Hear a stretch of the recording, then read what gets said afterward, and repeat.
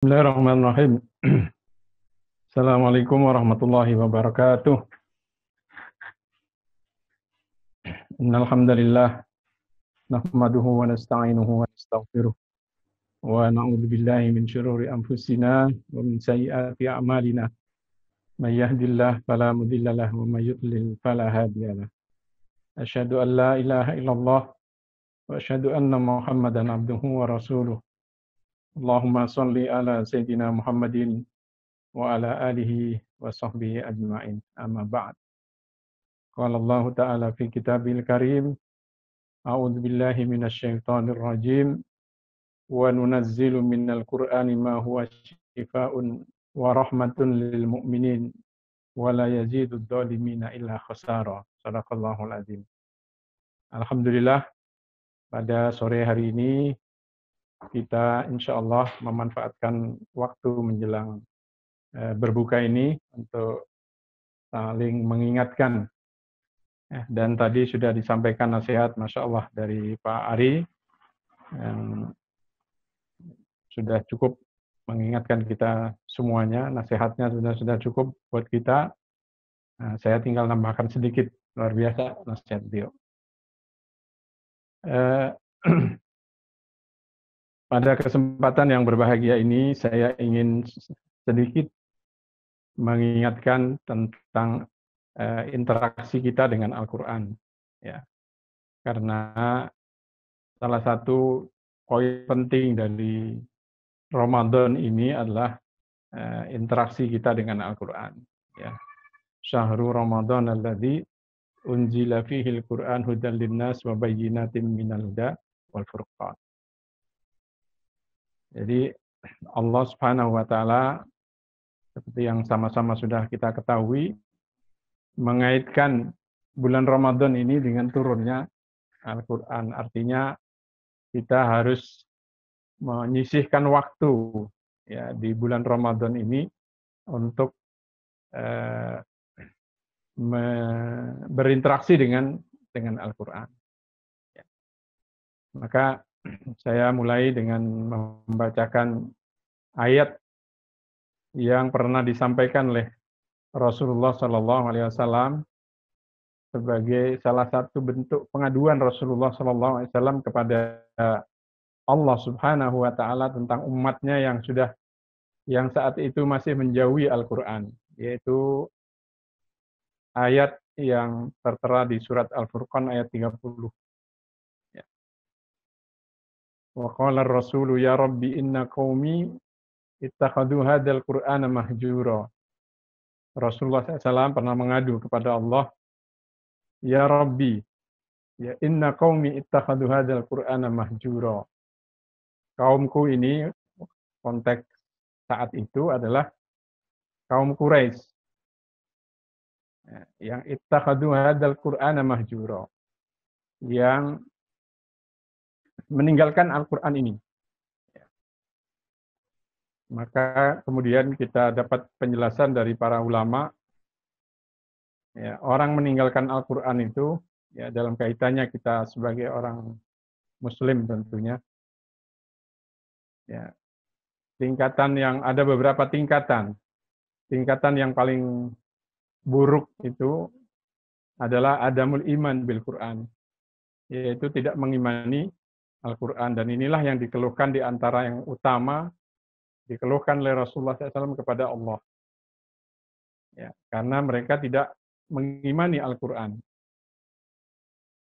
Kemudian, dan tentu alhamdulillah, insya Allah kita sebagai orang-orang beriman, ya insya Allah tidak masuk pada tingkatan ini, ya, karena kita semuanya beriman kepada kitab Allah Subhanahu wa taala. Nah, bentuk menjauhi Al-Quran yang kedua, yang ini mungkin bisa dilakukan oleh orang-orang beriman, adalah adamul qiraati, ya, tidak membacanya. Ya, ini barangkali banyak orang-orang Islam sendiri, orang-orang beriman yang tidak membaca Al-Quran. Bahkan, ya, tidak bisa membaca Al-Quran. Dan karena itu, kalau ada di antara kita yang masuk pada kategori ini, ya harus mulai meningkatkan qiraah, meningkatkan bacaannya, kemampuannya untuk membaca. Ya, bahkan kalau kita lihat merujuk kepada interaksi para sahabat dengan Al-Quran itu luar biasa. Ya, ada yang bisa khatam 3 hari khatam, ada seminggu, ada yang paling minimal sebulan. Bahkan Imam Syafi'i kalau di bulan Ramadan ini 1 hari 2 kali khatam, itu luar biasa. Nah, kita supaya kita tidak termasuk orang yang menjauhi Al-Quran, ya harus bisa membaca Al-Quran. Ya, kalau sudah bisa, ya tingkatkan. Kalau selama ini di bulan-bulan biasa membaca 1 juz, ya di bulan Ramadan dilebihkan. Supaya kita tidak termasuk orang yang diadukan oleh Rasulullah SAW kepada Allah. Ya, jadi ini tingkatan yang kedua, orang yang diadukan oleh Rasulullah SAW yaitu tidak membaca. Atau membaca tapi tidak, porsinya tidak sebagaimana yang diharapkan dari seorang Muslim. Ya, bahkan mungkin sebulan tidak pernah membaca Al-Quran karena kesibukan dan lain sebagainya. Atau bahkan ada orang yang tidak pernah membaca sama sekali. Tingkatan yang ketiga, ada orang yang sudah membaca Al-Quran, tapi ada mulfahmi, tidak mau berusaha untuk memahaminya. Jadi ini juga termasuk bagian dari yang diadukan oleh Rasulullah Shallallahu Alaihi Wasallam. Karena itu di bulan Ramadan ini kalau bisa ya berikan porsi interaksi kita dengan Al-Quran. Sebagiannya untuk qiraah, sebagiannya untuk tilawah. Nah, ini ada beda dikit antara qiraah dan tilawah. Kalau qiraah itu mementingkan makhraj huruf dan mungkin berapa jumlah halaman. Nah, itu namanya qiraah. Tanpa memahami maknanya. Tetapi kalau tilawah, tilawah itu membaca dengan berusaha untuk memahaminya. Nah, karena itu di bulan Ramadan ini hendaknya kita juga menyisihkan waktu untuk melakukan tilawah, yaitu membaca tafsir dengan bantu. Kalau kita tidak paham bahasa Arab, ya cobalah berusaha untuk membaca tafsirnya, kira-kira ayat yang menarik, ayat-ayat tertentu yang menarik dengan yang berkaitan dengan diri kita masing-masing. Mungkin ada masalah-masalah yang dihadapi, kemudian kita cari ayat Quran, kemudian bagaimana pemahaman ayat-ayat itu. Ya. Atau adamul amali bihi. Kadang kita sudah membaca, sudah memahami, sudah paham Al-Quran, tapi kita belum sepenuhnya bisa mengamalkan Al-Quran. Ya, tidak mengamalkannya. Kita sudah paham bahkan.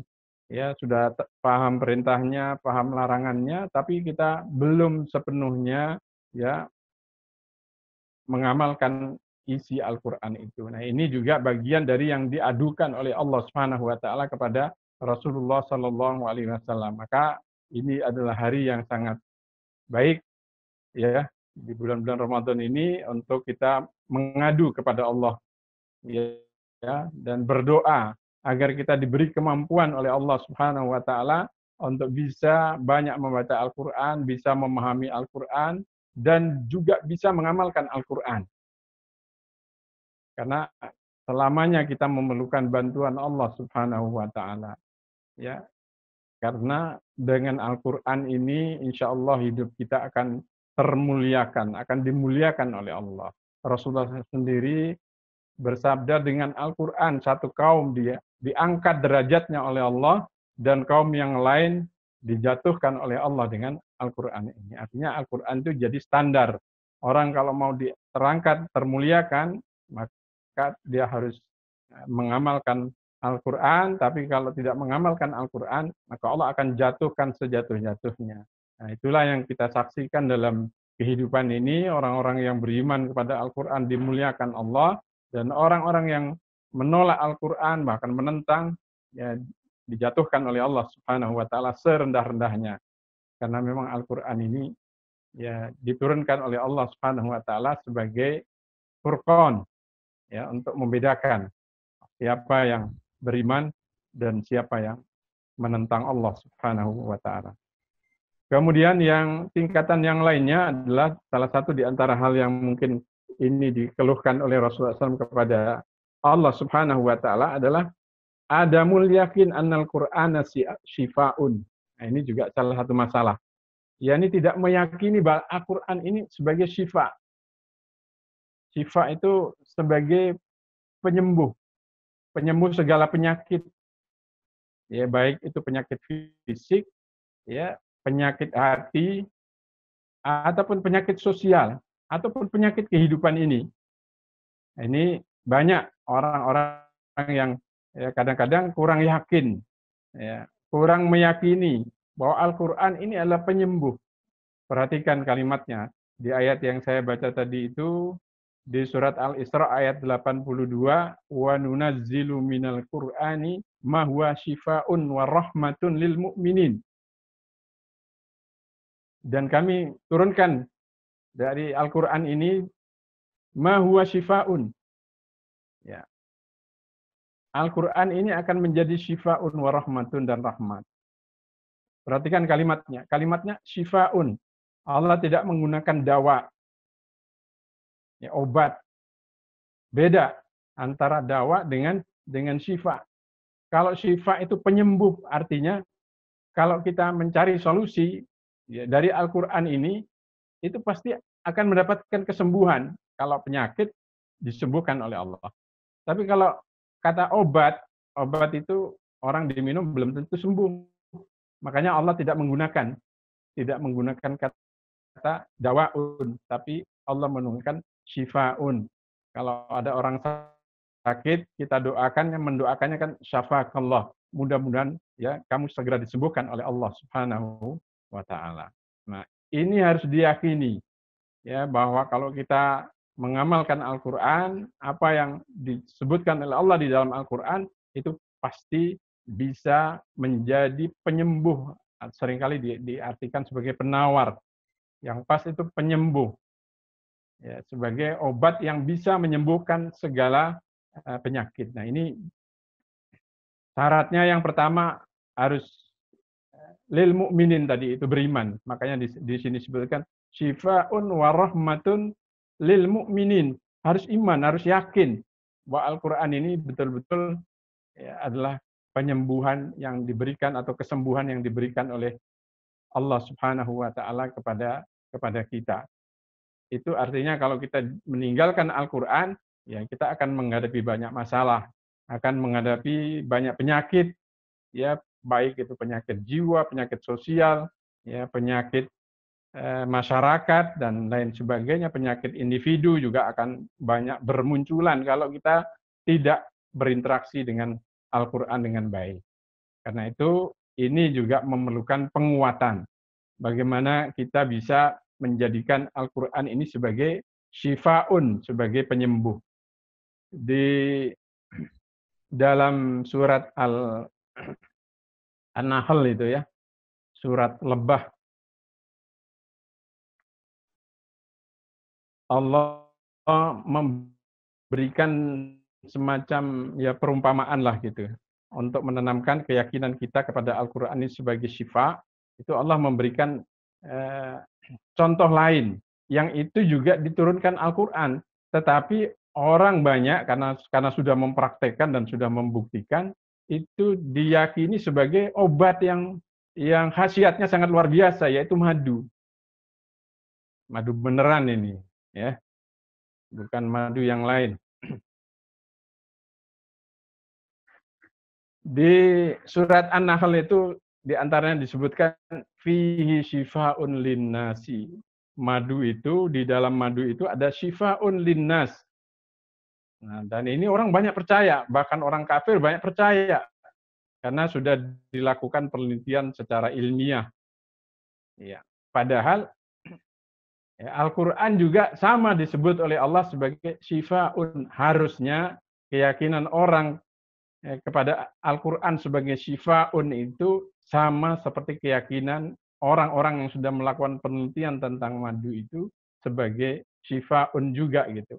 Maka ya orang banyak membeli madu untuk meningkatkan stamina, dan itu mereka akui dan mereka merasakannya gitu. Nah, harusnya seperti itu. Nah, sebelum itu, sebelum Allah berbicara di surat An-Nahl ayat 68 itu, dimulai dari ayat 65-nya itu, sebelumnya Allah berbicara tentang air.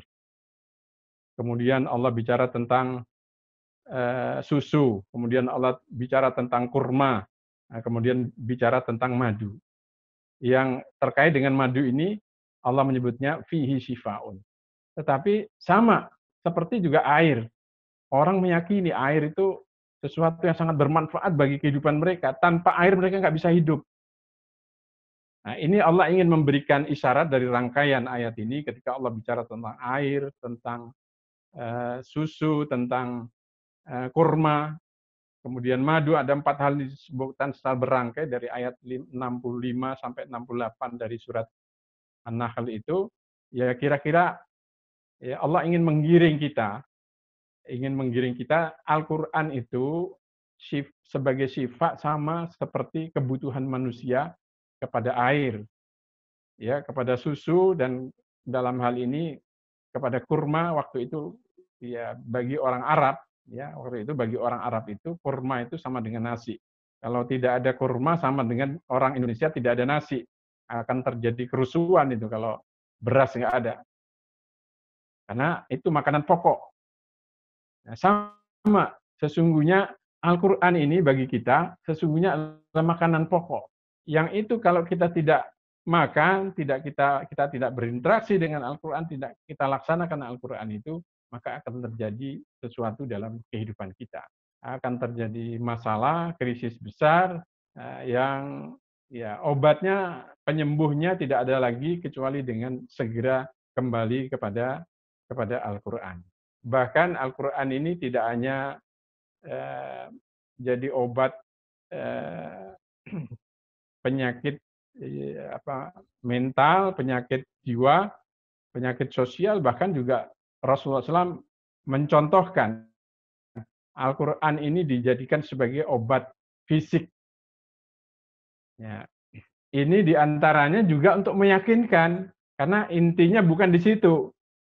Intinya Al-Quran itu bukan obat sebagai obat fisik, tapi intinya adalah sebagai obat bagi perilaku kehidupan kita ini.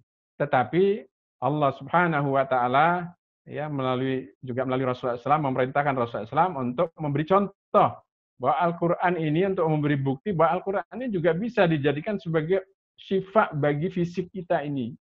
Makanya Rasulullah memberi contoh. Rasulullah kalau sakit, pusing, sakit perut, sakit ringan-ringan itu, atau bahkan sakit berat apa saja, Rasulullah SAW itu suka kemudian membaca Al-Mu'awwidhatain itu, ya, Qul a'udzu birabbil falaq, Qul a'udzu birabbin nas, Qul huwallahu ahad, dibaca, kemudian dibaca 3 kali masing-masing dan ditiupkan di telapak tangannya, kemudian diusapkan ke badan beliau, terutama di bagian yang dirasakan sakit, dan kemudian beliau sembuh. Begitu juga Aisyah bercerita ketika Rasulullah sakit berat, yaitu Aisyah yang membaca. Ya, Aisyah yang membaca, kemudian dibaca ke tangannya, kemudian diusapkan ke tubuh Rasulullah Shallallahu Alaihi Wasallam menggunakan tangan Rasulullah SAW. Jadi ini juga dalam rangka meyakinkan kita bahwa Al-Quran ini sebagai syifa. Nah, tentu sebagai syifa kadang-kadang yang kita diuji oleh Allah. Kadang-kadang sama seperti obat yang lainnya, ya, tidak kemudian segera sembuh. Karena penyembuhan itu kadang memerlukan proses. Makanya antara satu orang dengan orang yang lain, proses syifa-nya itu ya tidak sama. Ada orang sekali dibacakan sembuh, ada yang beberapa kali belum sembuh, ada sampai mungkin perlu waktu proses karena mungkin penyakitnya berbeda. Maka ada pernah satu kasus terjadi di masa Rasulullah SAW, ada seorang sahabat yang sudah mendengar bahwa madu ini obat. Dia sakit berat, kemudian sudah minum madu. Lalu kemudian mengadu kepada Rasulullah, sudah lama minum madu tapi nggak sembuh-sembuh. Nah, kira-kira pengen protes pada Rasulullah. Ya Rasulullah, saya sudah minum madu. Sudah lama saya minum madu, tapi nggak sembuh-sembuh. Nah, maka kemudian Rasulullah SAW memberikan nasihatnya.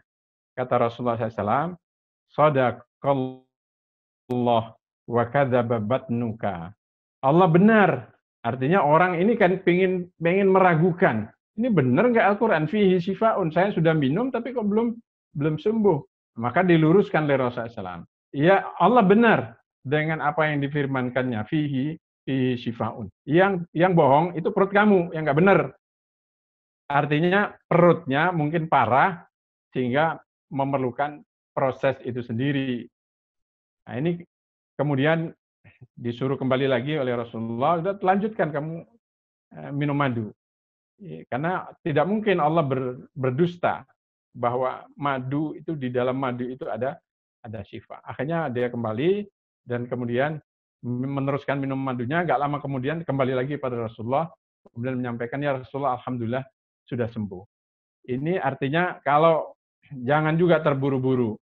Kalau kita sudah menerapkan Al-Quran tapi merasa ini jangan-jangan nggak benar ini Al-Qurannya ini. Nah, akhirnya orang nggak yakin dengan Al-Quran itu sendiri. Nah, maka pelajar kasus ini bisa dijadikan sebagai pelajaran bagi kita. Karena itu ini bulan yang sangat baik sekali, ya, kesempatan bagi kita untuk terus berinteraksi kepada Al-Quran dan menanamkan keyakinan, ya, bahwa Al-Quran ini adalah syifaun bagi kita, ya, sehingga ya untuk menanamkan ini kadang-kadang memerlukan waktu bagi kita. Banyak orang yang susah diyakinkan bahwa ya Al-Quran ini kalau diterapkan akan bisa menjadi penyelesaian bagi umat manusia ini. Makanya di situ disebutkan oleh Allah, Syahrul Ramadan alladzi unzila fihil Qur'an hudan linnas. Ya, sebagai hudan linnas, sebagai petunjuk bagi manusia. Disebutkan di situ bagi manusia. Ya, bagi manusia siapa saja, yang mukmin, yang kafir, kalau mempelajari Al-Qur'an dia akan mendapatkan hidayah. Kalau kita lihat orang-orang kafir yang mempelajari Al-Quran itu, kemudian dia mendapatkan hidayahnya dan kemudian diterapkan dalam kehidupan mereka dan mereka sukses. Ya, karena dia mendapatkan sunnatullah, sunnah kauniyahnya itu, walaupun tidak mendapatkan keberkahan dalam kehidupannya. Ya, orang Eropa jadi sekarang seperti ini, itu dulu belajar membangun arsitekturnya itu, ya, itu dari orang Islam, dari Cordoba, yang waktu itu Eropa masih belum kenal apa-apa, belum kenal sapi tank, itu belum kenal. Dulu orang Eropa itu kalau membuang kotoran itu di jalan, karena mereka belum ini, dan baunya bukan main. Jalan Eropa itu masih gelap, belum ada listrik, dan orang membuang kotorannya itu di jalan-jalan. Nah, setelah mereka lihat orang Islam di Cordoba, itu mereka merasa kagum, ini orang Islam baunya wangi semuanya. Rumahnya bersih-bersih, nggak ada kotoran di depan rumahnya.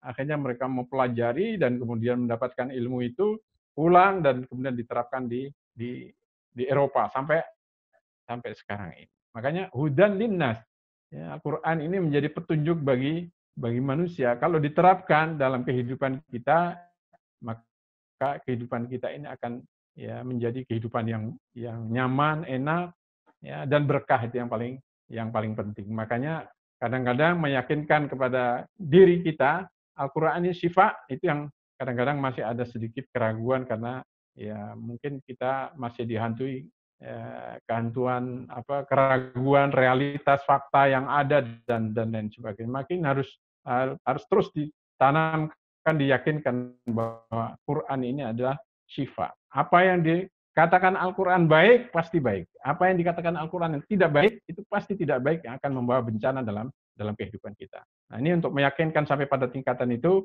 ini harus terus ya, kita berinteraksi dengan Al-Quran ini secara intensif. Dan karena itu, ya, salah satu di antara ya salah satu di antara adabnya supaya kita bisa menjadikan Al-Quran ini sebagai syifa, meyakini Al-Quran ini sebagai syifa, kalaupun misalnya sudah kita coba tapi belum berhasil sepenuhnya sebagaimana yang kita harapkan, minimal itu kita jadikan sebagai sarana bagi kita untuk melakukan ubudiyah, penghambaan kita kepada Allah Subhanahu wa taala. Ya, kadang-kadang kita berobat kan juga sama dengan berdoa.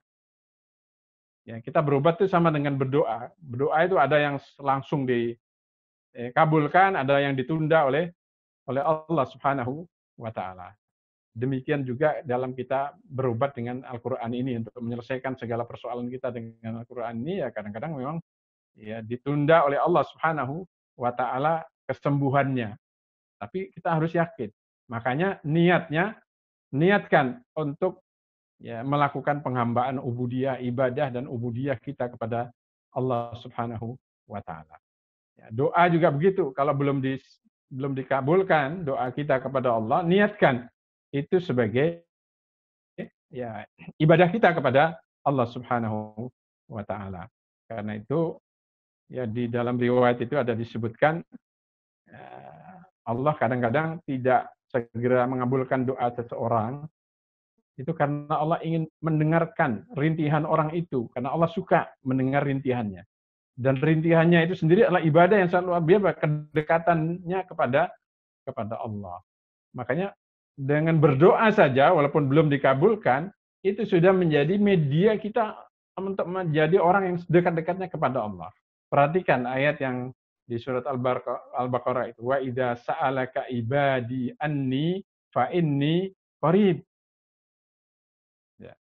Jadi, idza sa'alaka ibadi, apabila hamba-hambaku bertanya kepadaku atau meminta kepadaku, anni, ya, fa inni qarib. Katakan bahwa saya ini dekat. Artinya, dengan kita berdoa saja itu sudah mengantarkan kita dekat dengan Allah, walaupun kita belum dikabulkan oleh Allah Subhanahu wa taala. Jadi, jangan berputus asa ya dalam kita berdoa kepada Allah Subhanahu wa taala.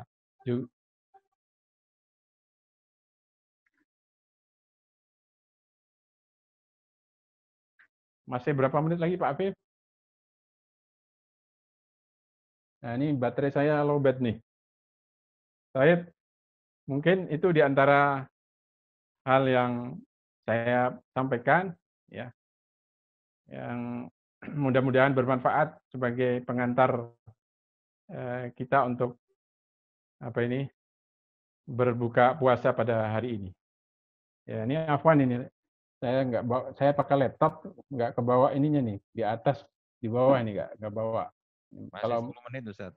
Oke, 10 menit. Ya, nanti kalau baterainya habis meninggal ya, jadi mohon dimaklumi. Jadi niatkan kita dalam berinteraksi dengan Al-Qur'an ini ya untuk menunjukkan ubudiyah kita kepada Allah Subhanahu wa taala. Ya, kalaupun belum sukses, belum berhasil, insya Allah itu sudah menunjukkan bahwa kita menjadi hamba Allah yang sangat dekat dengan Allah Subhanahu wa taala. Ya, kemudian upayakan walaupun secara bertahap ya, dan itu dibolehkan oleh Allah Subhanahu wa taala untuk melaksanakan Al-Qur'an ini sepenuhnya. Ya, jangan dipilih-pilih. Ya, sebagian yang enak dilaksanakan, yang tidak enak ditinggalkan. Karena Allah Subhanahu wa taala tidak suka ya apabila kita memilih-milih dan memilah-milah Al-Qur'an ini. Ya, wa kadzalika anzalna 'alal muqtasimin. Demikianlah kami turunkan azab kepada orang-orang yang memilah-milah kitab Allah. Alladzina yaj'aluna al-Qur'ana izin. Yaitu orang-orang yang menjadikan Al-Qur'an ini terpilah-pilah. Ya, ta'afatu'minuna bi ba'dil kitab wa takfuruna bi ba'd. Sebagian Al-Qur'an diimani, sebagian dibuang. Ya. Makanya harus punya tekad yang kuat untuk bisa melaksanakan seluruh isi Al-Qur'an ini, yang dengan itu mudah-mudahan kita mendapatkan keberkahan Allah Subhanahu wa taala.